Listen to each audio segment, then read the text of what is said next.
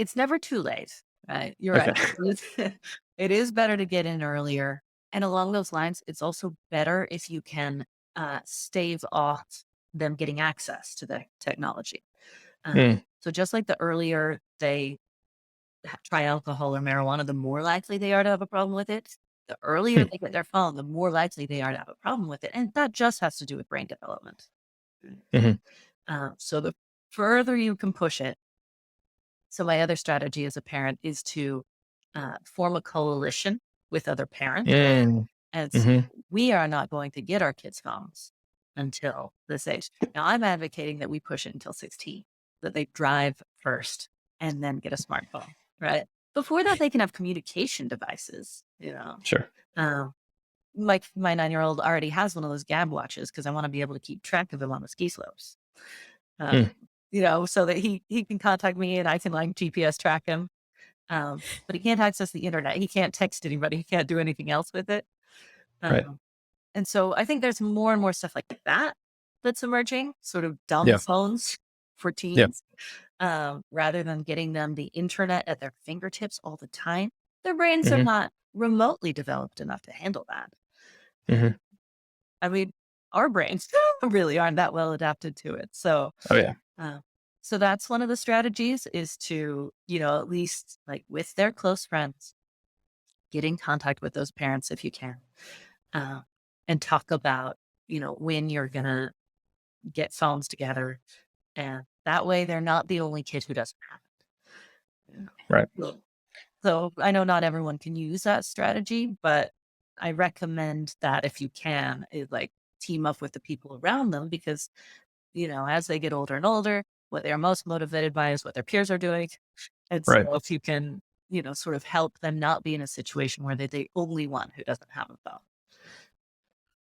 Yeah, it makes sense, and I think there's it sounds like a lot of kind of perennial insight in there too, where, um, get ahead of it before like, have the tough conversations Yeah. beforehand.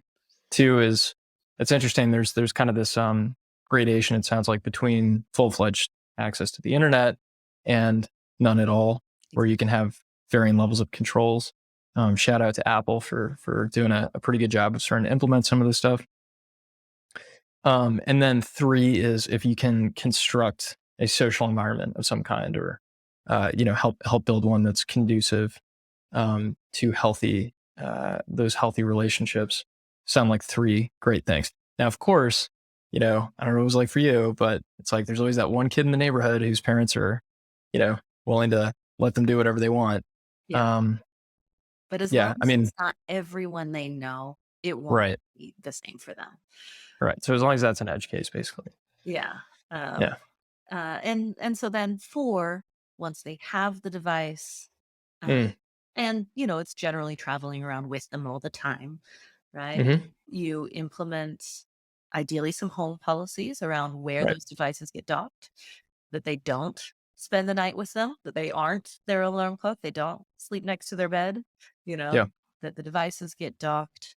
Um, you've got to do the same as a parent, of course, if you want your kids to do that, which is good for everybody, right? To have Hmm. cutoff time, to have a place where all those devices go.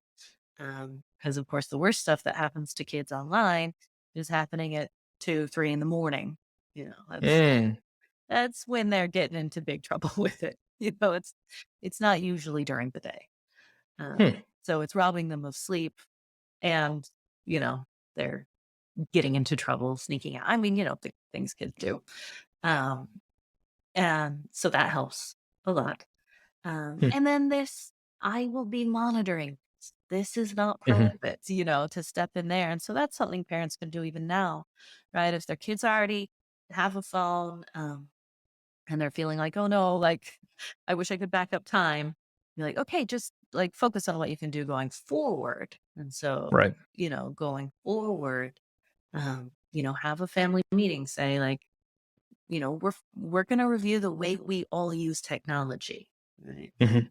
Um, we're going to look at our screen time and we're going to look at our screen time for various apps, right? Like you said, Apple can show you all this stuff. You can set limits on it.